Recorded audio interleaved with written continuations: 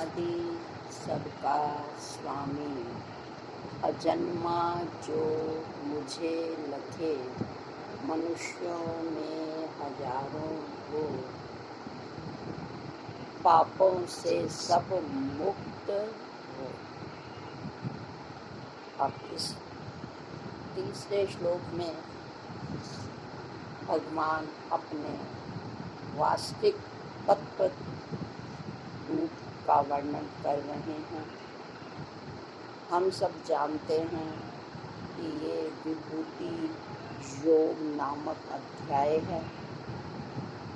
इससे पहले भी भगवान 17वें अध्याय में अपनी कुछ विभूतियों का वर्णन कर चुके हैं।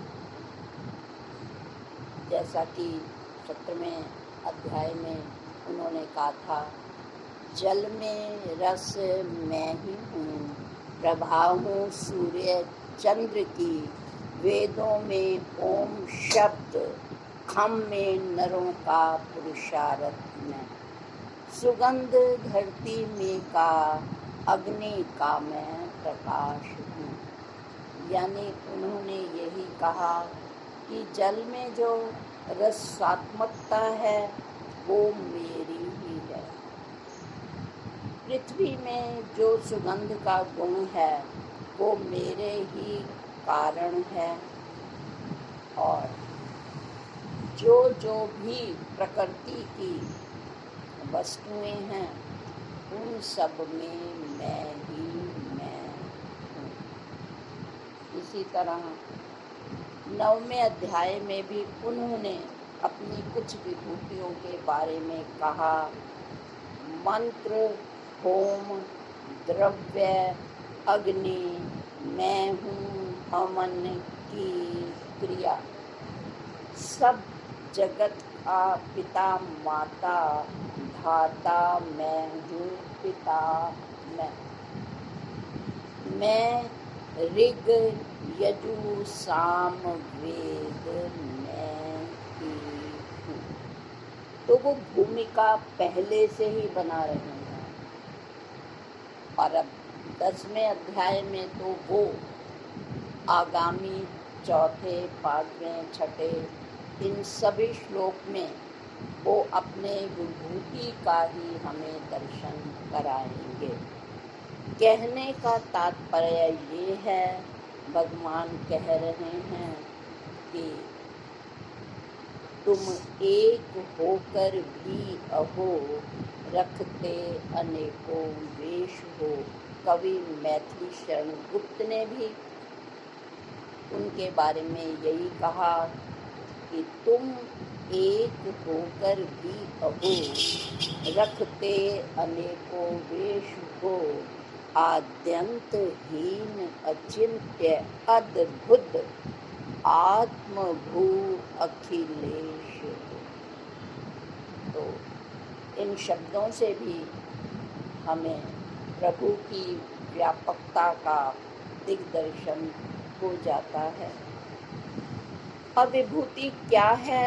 ये भगवान का ऐश्वर्य है, भगवान की लीला है, या यूं कहिए ये उनके सौंदर्य का एक लक्षण है।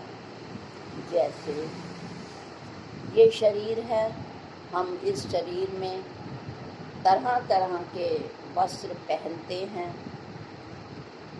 जब भी हम लेने जाते हैं हम कलर चॉइस करते हैं कि ये डिज़ाइन तो बहुत अच्छा है, पर इस कलर के मेरे पास ऑलरेडी 2-3 कुर्ते हैं, इसलिए मैं ये वाला नहीं लूँगी डिज़ाइन, क्योंकि ये कलर फिर रिपीट हो जाएगा। इसी तरह से डिज़ाइन भी हो तो मिलते जुलते हम 2-4 डिज़ाइन नहीं लेते, थोड़ा सा डिफरेंट लेते हैं। तो ये क्या है? हमारी शरीर की शोभा।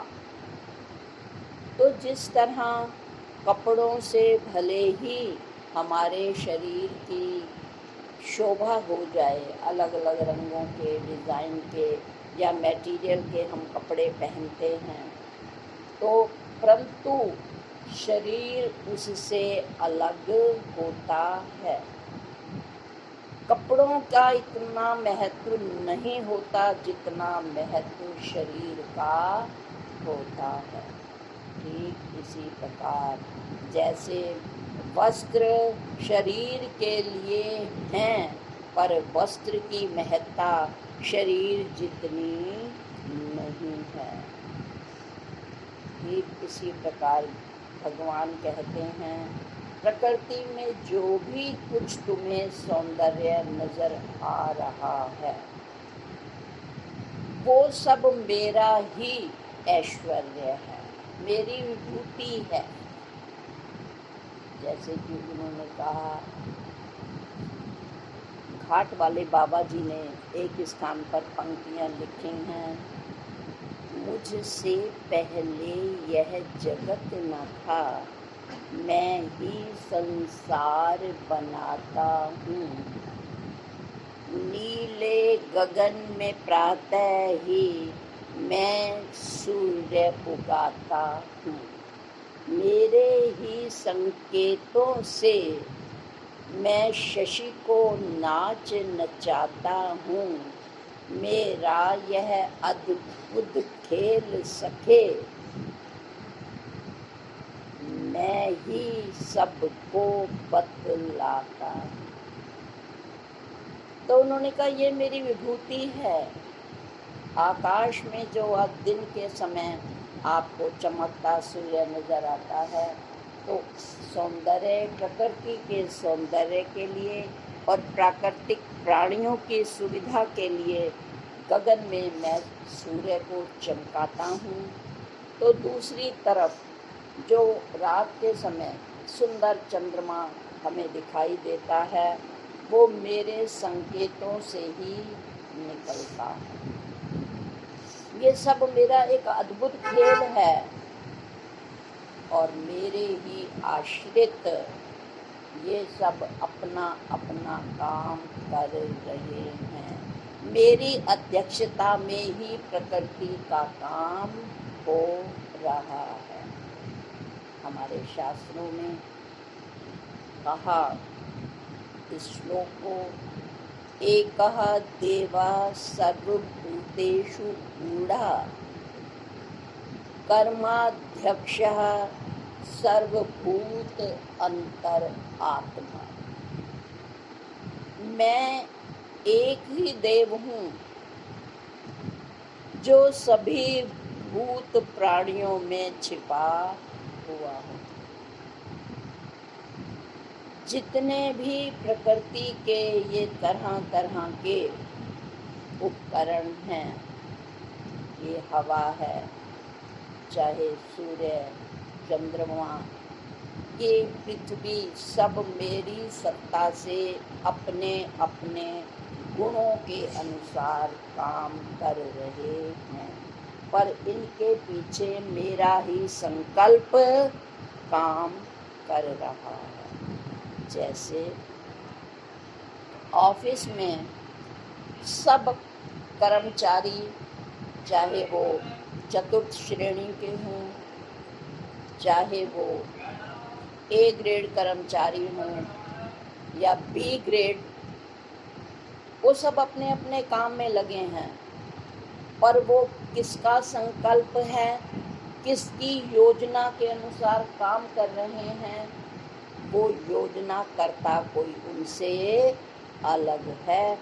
जिसने योजना बनाई है कि इस फैक्ट्री में ये चीज़ ऐसे ऐसे और इस तरह से बनेगी, तो योजना किसी और की है और उस योजना के अनुसार सब कर्मचारी उस कारखाने में काम कर रहे हैं।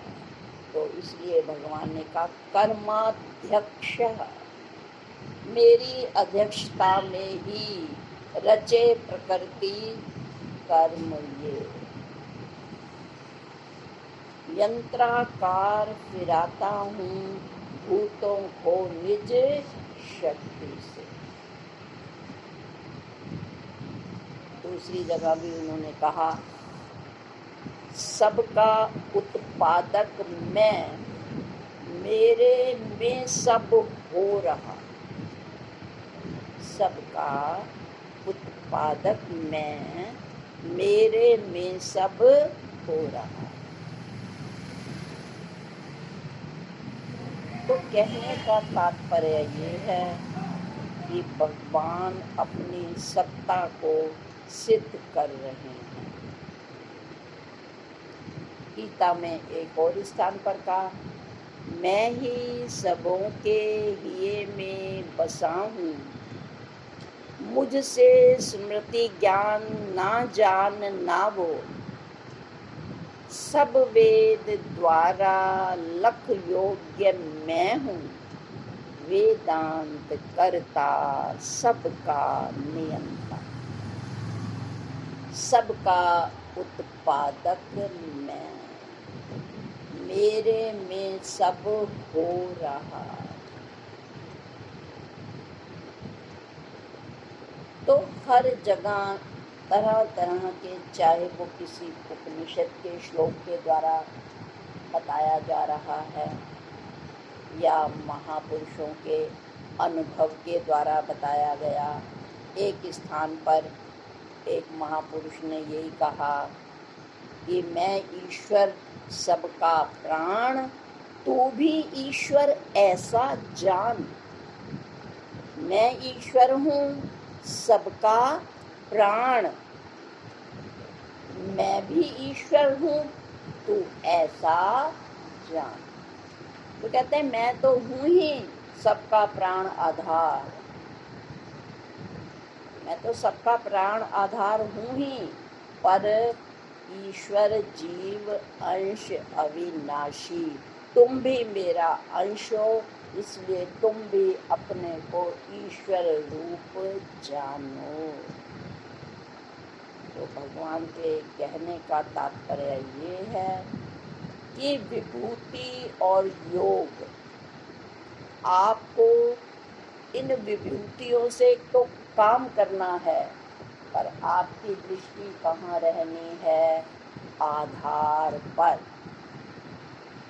जैसे कपड़े का महत्व है, जब तक आप इसको पहनते हो और जब मैला हो जाता है या फट जाता है तो इसको उतार देते हो। इसके फटने से, फेड होने से, उतार देने से शरीर को कोई फर्क नहीं पड़ता। अगर एक कपड़ा ऐसा हो गया है तो हम फिर दूसरा कपड़ा प्रयोग कर लेते हैं।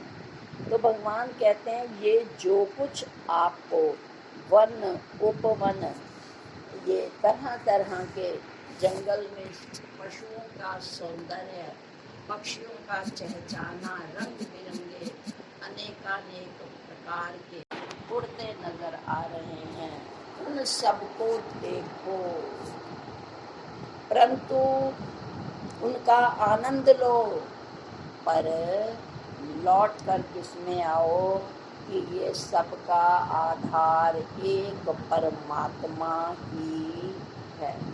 देखिए ना क्या कमाल है।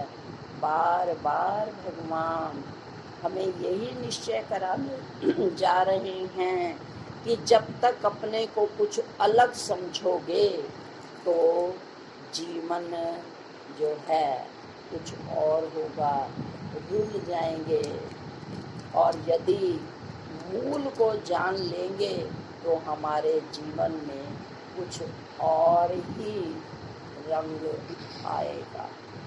तो भगवान हमारे बेरंगे, निरस, दुखी परिस्थितियों से भरे इस जीवन, उकताहट से भरे इस जीवन का परिवर्तन चाहते हैं। और वो ये चाहते हैं कि बिना मेरे जाने तुम कभी सुखी हो ही नहीं सकते। बिना जाने कदी ना दुख मिट दे, और होई उपाय ते दस में। पूज्य बीजी महाराज भी ऐसा कहा करते थे। जब भी कोई परेशान होता था, रोता था, तो वो कहते थे मैं आपकी परिस्थिति को तो नहीं बदल सकती, पर मैं आपकी मनोस्थिति को बदल सकती हूँ। मैं आपके परिवार के सदस्य या पति को तो नहीं लौटा सकती, पर मैं आपको कमी महसूस ना हो जगत पति से मिलवा सकती हूँ। तो कह रहे हैं भगवान कि थोड़ा सा स्थानांतरण करिए अपनी वृत्तियों का।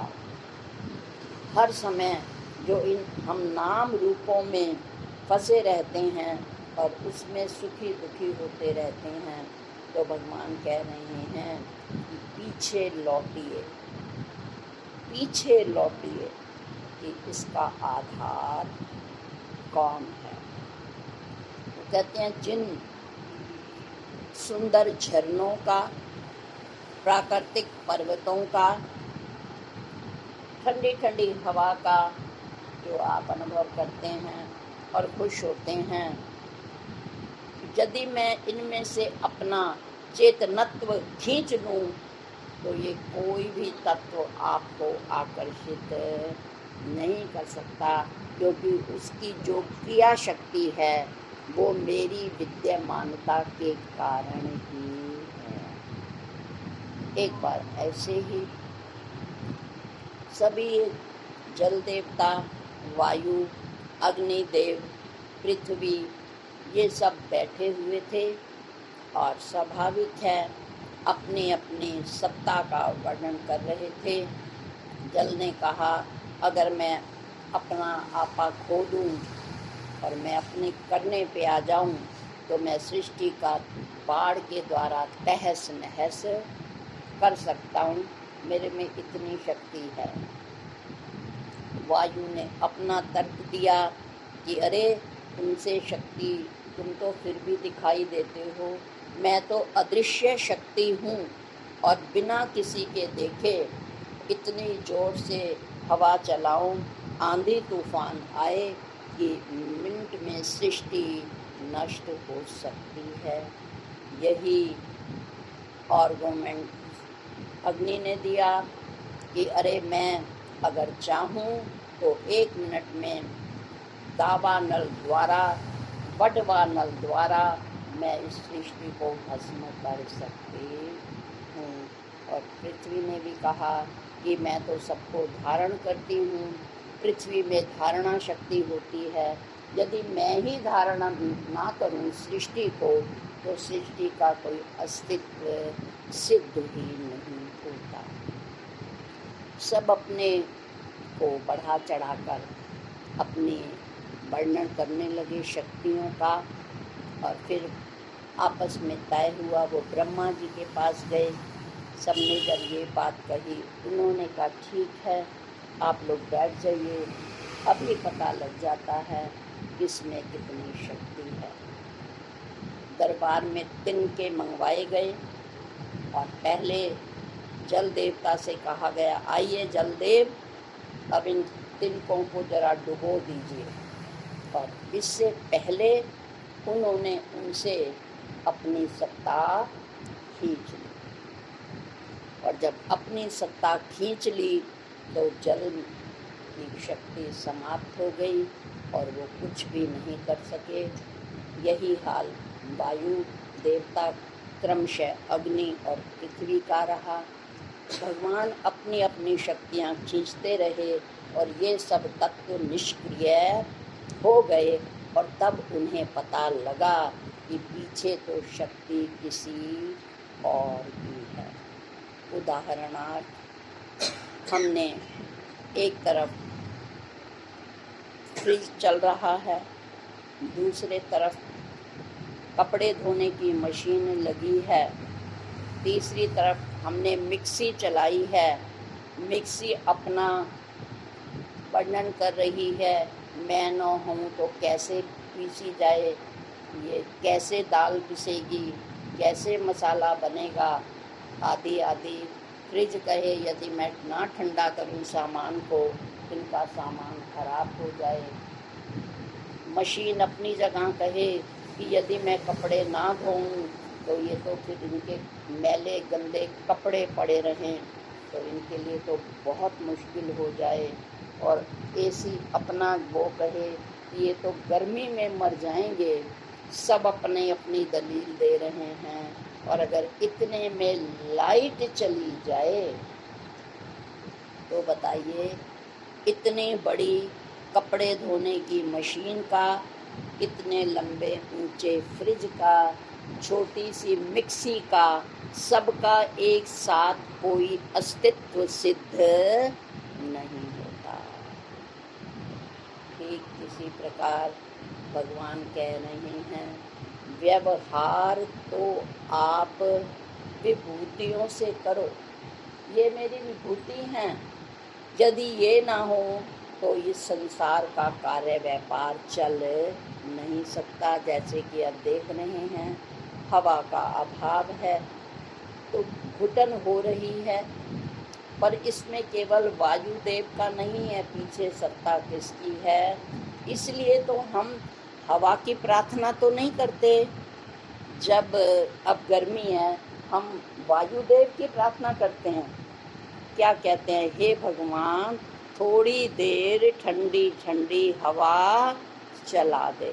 तो हम भगवान को याद करते हैं ना, हम वायुदेव को तो नहीं कहते हैं, हे वायुदेव थोड़ी देर ठंडी ठंडी हवा चला दो ना आप।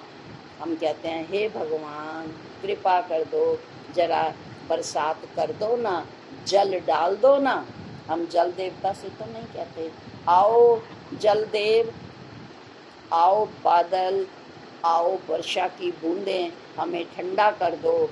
हम उनका आवाहन नहीं करते। हम किसका की प्रार्थना करते हैं, हे प्रभु कृपा करो, बहुत गर्मी है, थोड़ी देर कृपा करो ठंडी हवा चला दो, या बादल सूर्य देव के आगे कर दो, या फिर बरसात ही कर दो, कुछ तो कर दो ना। तो यद्यपि हमें पता नहीं है, पर हम कह ठीक रहे हैं कि हम किसका की प्रार्थना कर रहे हैं, प्रभु की, ईश्वर की। तो बस यही तो कह रहे हैं कि हम कहते तो ठीक हैं, पर हम समझते नहीं हैं।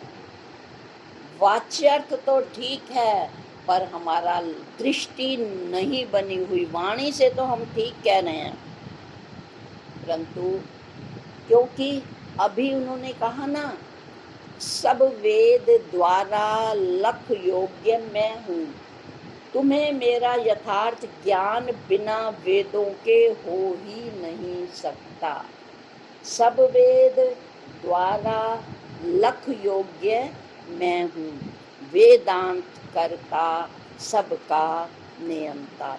ये जो सबका नियंता प्रभु है ना, इसको कैसे जान सकते हैं? वो कहते हैं वेदों के ज्ञान के द्वारा जान सकते हैं। आइए एक उदाहरण से और समझने की कोशिश करें कि वास्तव में वेदांत ही एक ऐसा साधन है जिससे हम प्रभु के, ईश्वर के वास्तविक स्वरूप को जान सकते हैं। कैसे? सर्वांग योग के पहले अध्याय में ही वो कहते हैं, मैंने श्रुति स्मृति शास्त्र पुराण आदिक हैं पढ़े, यथा विधान कर्मों को उनके करके लखा, तो भी चंचलता मेरे मन की मिटती नहीं, समाधान नहीं स्थायी, वो कैसे मुझको मिले।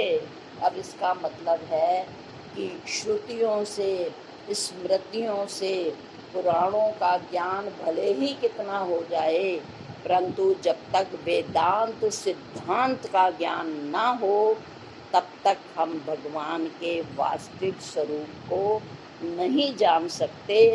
ये आपके सामने प्रमाण आ गया, क्योंकि इसमें कहीं वेदों की बात नहीं कही गई।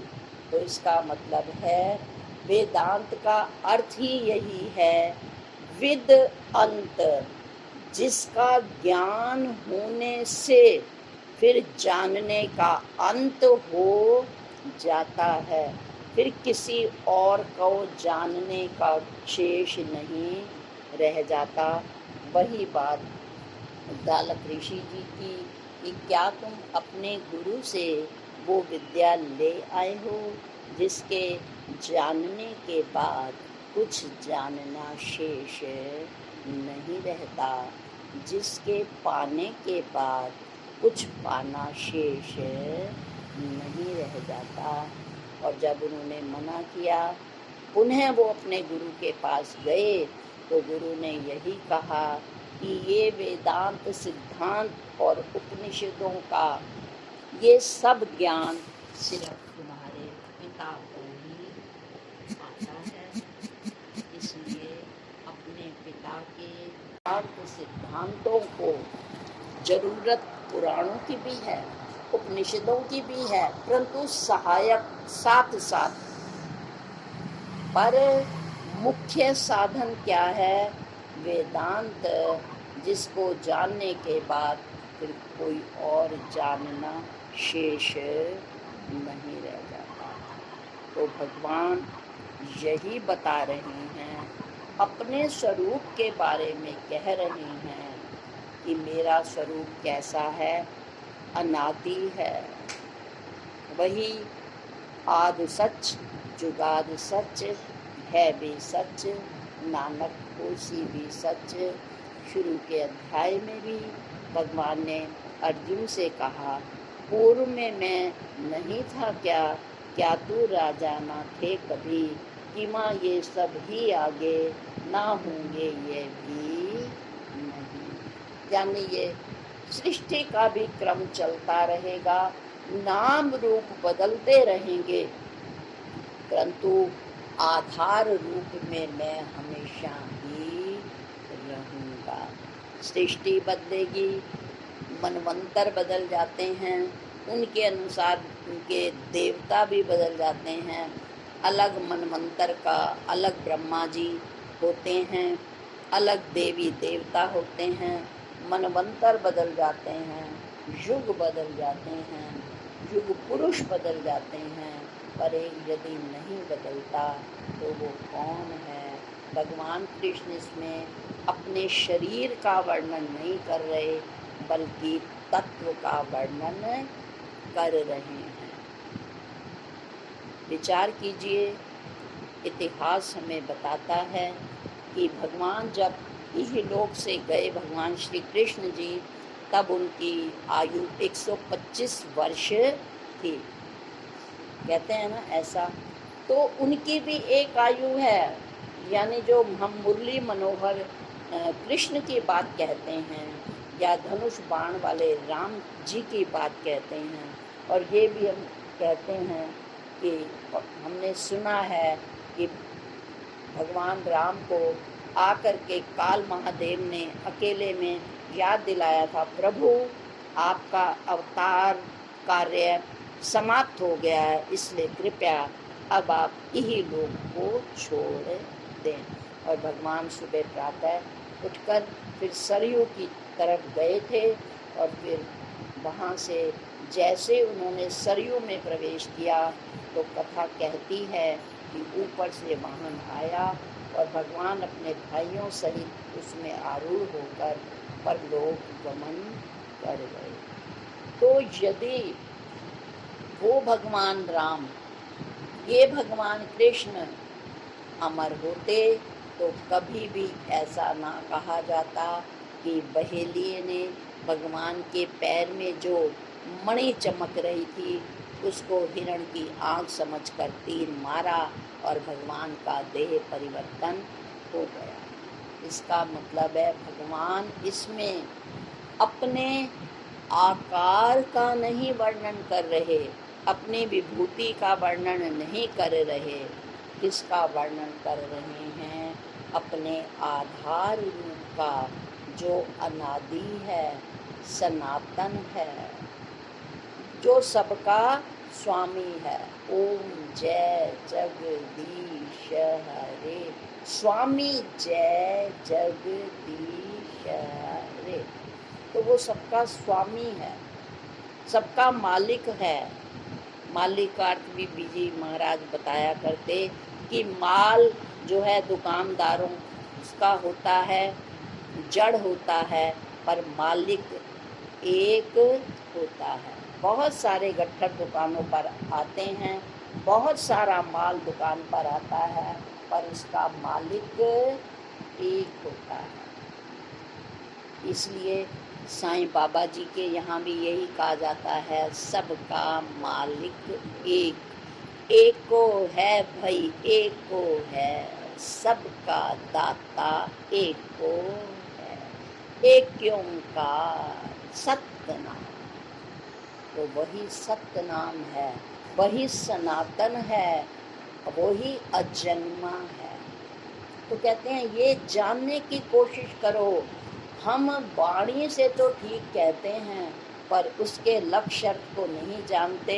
इसलिए हमने भगवान को भी एक इच्छाओं का केंद्र समझ लिया है, और उन्हें भी हम आने जाने वाला नहीं समझते। उनके आकारों को हमें कुछ पता ही नहीं है, क्योंकि हम जानना ही नहीं चाहते। उस गांव वाले अबोध किसान की तरह एक बार एक किसान छोटा सा था, अनपढ़, छोटे से उसके खेत थे, पर थोड़ा घर से बहुत दूर थे। एक दिन जहाँ उसकी पत्नी और बच्चे रहते थे, वहाँ का चौधरी किसी काम से पास वाले गांव में आया। जब वो जाने लगा चौधरी, उसकी पत्नी ने कहा कि जा तो रहे हो, जा करके मेरे पति को बच्चों की और मेरी कुशल क्षेम बता देना, और वो भी कुशलता से हैं, ये समाचार मुझे आकर के बता देना। वो गए, और पता नहीं उनके मन में क्या हास्य आया, और जब उस अनपढ़ किसान ने पूछा, भाई मेरे बच्चे सही थे? कहते हैं हाँ बच्चे तो सही थे। तो कहते हैं फिर क्या हुआ? तो उसने उपहास करने के लिए कह दिया कि तुम्हारी पत्नी विधवा हो गई।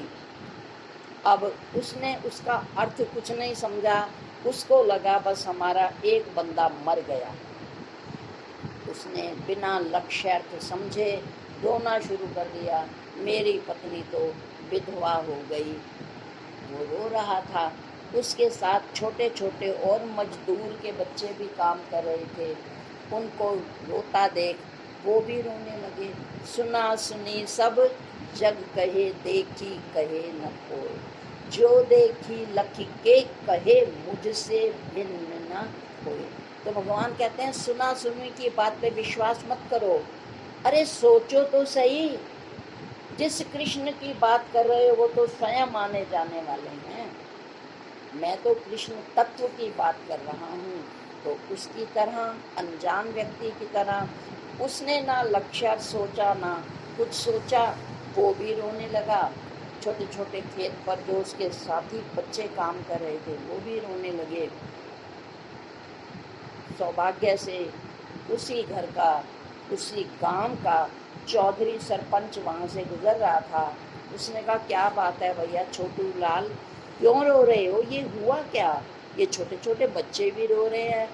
तो सुबकते हुए बोला कि ये जो आए हैं ना हमारे गांव से चौधरी, ये कह रहे हैं मेरी पत्नी विधवा हो गई। ये सुनते ही वो जोर जोर से हंसे।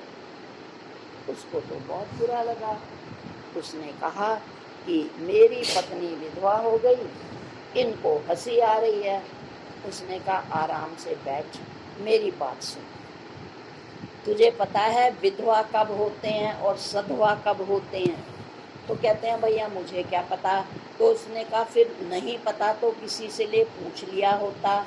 विधवा उसको कहते हैं जिसका पति नहीं होता। ठीक है, तेरी पत्नी का तू कौन है? उसने कहा मैं उसका पति हूँ। तो तू जिंदा बैठा है कि नहीं? उसने कहा मैं तो जिंदा बैठा हूँ। तो कहते हैं तेरी पत्नी विधवा कैसे हो गई? जरा विचार तो करो। ठीक इसी तरह हमें भी भगवान कृष्ण समझा रहे हैं, जरा विचार तो करो। सुना सुनी सब जग कहे, भगवान ऐसे हैं, वो मोर मुकुट वाले हैं, वो ऐसा करते हैं, वो बांसुरी बजाते हैं, राधा नाम उनकी जो हैं प्रियसी वो राधा हैं, भगवान राम ऐसे हैं। हम उन्हें शाश्वत समझते हैं, और जबकि हमें कहानियाँ पता भी हैं, जैसा कि अभी अभी पता है। परंतु क्या हम सबने कभी कोशिश की कि फिर वो वास्तव में राम का वास्तविक स्वरूप क्या है? कभी कोशिश की कि उसका स्वरूप तो जाने। भगवान ये कृष्ण तो आने जाने वाले हैं, आखिर कृष्ण तत्व क्या है, हमने कभी जानने की कोशिश नहीं की। ये तो हम ऋणी हैं अपने गुरुदेव जी के, जिन्होंने हमें यहाँ बैठाकर ग्रस्त में बिना किसी हमने पुरुषार्थ किए वो हमें लगातार ब्रह्म विद्या देते चले आ रहे हैं। और जो भगवान का यथार्थ स्वरूप भगवान जैसा बता रहे हैं, वैसा हमें गुरुदेव लखा रहे हैं। ये कृपा है उनकी।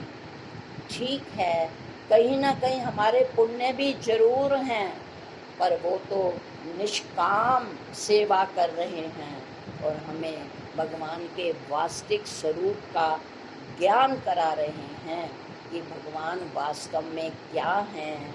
अनादि हैं, एक हैं, अखंड हैं, सनातन हैं। कहते हैं जो ऐसा अपने गुरु के मुख से जान लेता है, सच्चिदानंद स्वरूप हूँ मैं, ये सतगुरु के मुख से पहचान। मुझे किसने बताया भगवान का स्वरूप क्या है?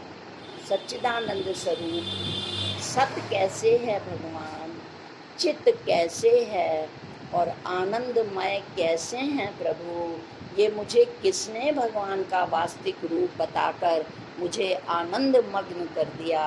आनंद भया मेरी माए, सतगुरु मैं पाया। तो गुरुदेव ने हमें जो ईश्वर का वास्तविक स्वरूप था वो जो जब लखाया, तब हमारी समझ में आया कि वो सच्चित आनंद स्वरूप भगवान ही नहीं है, वो सच्चित आनंद रूप मैं ही हूँ। तो भगवान कहते हैं जिसने गुरु की कृपा से ऐसा जान लिया, पापों से सब मुक्त हो। पहले भी हमने इस बारे में चर्चा की थी कि पाप क्या है। हिंसा करना, चोरी करना, झूठ बोलना, दिल दुखाना पाप नहीं है। पा मैंने प्राप्ति से, अप मैंने दूर होना। जो हमारे जीवन का लक्ष्य है परमात्मा प्राप्ति, यदि हम ये जन्म लेकर उस परमात्मा को प्राप्त नहीं करते तो हम सबसे बड़े पापी हैं। और जब हम जो प्राप्त करने योग्य है उस आत्म तत्व को हमने यथार्थ जान लिया है, तो भगवान आज के प्रसंग में यही कह रहे हैं कि वो प्राप्ति से अब परे हो गया, कहीं आवे नहीं जाए। अब उसको कुछ प्राप्त करना शेष नहीं रहा। तो आज के इस संदर्भ में भगवान यही कह रहे हैं, मेरा जो जो रूप प्रतिरूप आप कहीं मंदिर में देखते हो या प्रकृति में जो भी आप सौंदर्य को देखते हो, उसको देखकर एक बात याद रखो, ये पक्षियों का सौंदर्य नहीं है। इसमें जो तरह तरह के रंग भरे हैं वो क्षमता मुझ में ही है। एक बहुत समय पहले भजन सुना था मैंने, उसकी मुझे पूर्ण पंक्तियाँ तो याद नहीं हैं, पर यदा कदा कुछ पंक्तियाँ याद आ जाती हैं तो बड़ा अच्छा लगता है कि वो कौन है जो जगमग दिए पया बालदा, दुनिया बनाउण वालिया, तेरा हर एक कम है कमाल दा, दुनिया बनाउण वालिया, बिना रुई ते बत्ती बिन दीवे पया बालदा। कौन से दिए? गगन में चमकने वाले सितारे जो बिना रुई के, बिना बत्ती के रात को जगमग करते हैं। तो कहते हैं कि जेड़ा जगमग दिए पया बालदा, दुनिया बनाउण वालिया, तेरा हर एक कम है कमाल दा, दुनिया बनाउण वालिया। तो उस कमाल को देखकर, भगवान के कमाल को देखकर उस कमाली को याद करें जिसने ये हमारे सुविधा के लिए, आनंद के लिए बनाया है। यदि हम पीछे जाएंगे तो दृश्यों का आनंद तो हम लेंगे ही लेंगे, परंतु यदि हम अपनी पार दृष्टि बनाएंगे और जब हमें उस परमात्मा के होने का आभास होगा तो फिर वो कितना आनंददायक होगा, इसका अनुभव तो तभी किया जा सकता है जब जैसी भगवान ने दृष्टि दी है हम वैसा देखने की कोशिश करेंगे, तब ओम शांति शांति।